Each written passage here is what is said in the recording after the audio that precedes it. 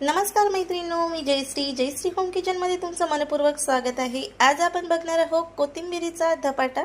तर इथे मी भरपूर सारी कोथिंबीर घेतलेली आहे आणि देठासहित घेतलेली आहे। त्याचबरोबर एक मीडियम साईजचा कांदा घेतलेला आहे आणि पातळ स्लाइसमध्ये हा कट केलेला आहे, तुम्ही इथे बघू शकता।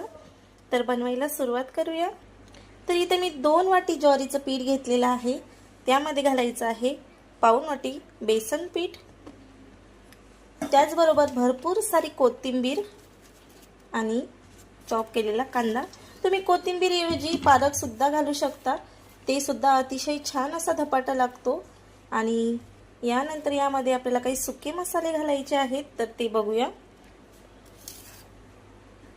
तर मी तर हळदी पावडर घेतलेली आहे अर्धा चमच, 1 चमच तीळ घेतलेले आहे, अर्धा चमच ओवा आणि धने पावडर घेतलेली आहे, सोबतच चवीनुसार मीठ, जिरे आणि चिली फ्लेक्स। तर हे सर्व जिन्नस यामध्ये घालायचे आहेत। त्यानंतर घेतलेला आहे मी आलं, लसूण आणि हिरवी मिरचीचा ठेचा, तर हे सुद्धा यामध्ये आपण घालून घेणार आहोत। तर यानंतर यामध्ये जाणार आहे 1 चमच तेल, ज्यामुळे धपाटे असे खुसखुशीत होतात। तर हे आलं लसूणचं सर्व एकजीव करून घेणार आहोत मसाले, आणि त्यानंतर यामध्ये 1 चमच आपण तेल घालणार आहोत।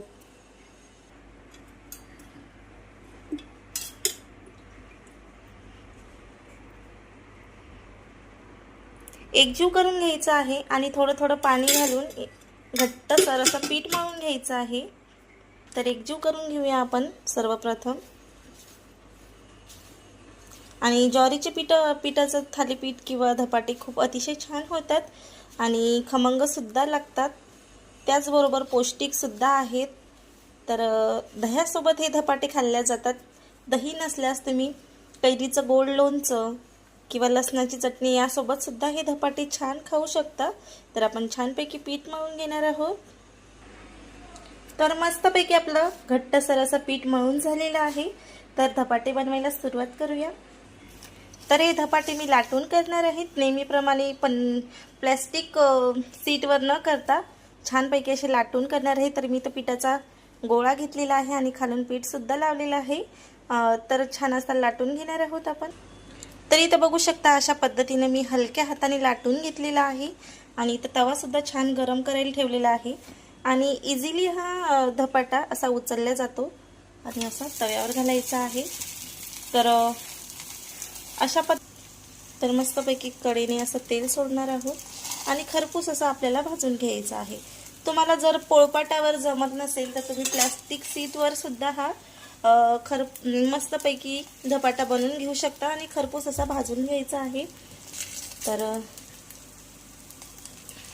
अशा पद्धतीने हे धपाटे आपण बनवून घेणार आहोत। तर परत मी एक धपाटा, तरी इथे बघू शकता एक साइड आपला छान खरपूस असा धपाटा भाजून झालेला आहे। तर कडेने परत थोडंसं तेल सोडायचं आहे। तर इथे बघू शकता खरपूस असा आपला धपाटा भाजून झालेला आहे। तर दुसरा सुद्धा आपण भाजून घेणार आहोत। तर दुसरा सुद्धा आपला धपाटा बनवून झालेला आहे। तर हे सुद्धा आपण तव्यावर घालणार आहोत आणि कडेने तेल सोडायचं आहे। तर हा धपाटा मी लाटून न घेता हातावरच बनवलेला आहे। याला सुद्धा आपल्याला खरपूस भाजून घ्यायचं आहे। तर इथे बघू शकता अतिशय खरपूस असा आपला धपाटा भाजून झालेला आहे। तर अशाच पद्धतीने आपण बाकीचे सुद्धा धपाटे बनवून घेणार आहोत।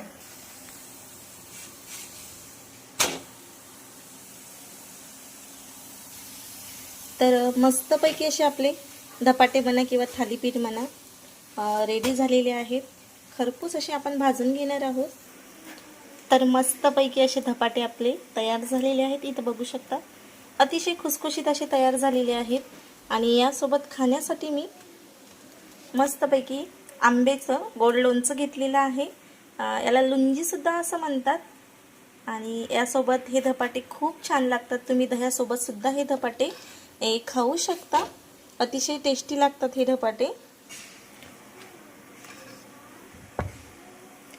साधारण एवढ्या पिठामध्ये 5 ते 6 धपाटे होतात। तर मी थोडे जाड केल्यामुळे 5 धपाटे झालेली आहेत. तर इथं बघू शकता. तर कशी वाटली तुम्हाला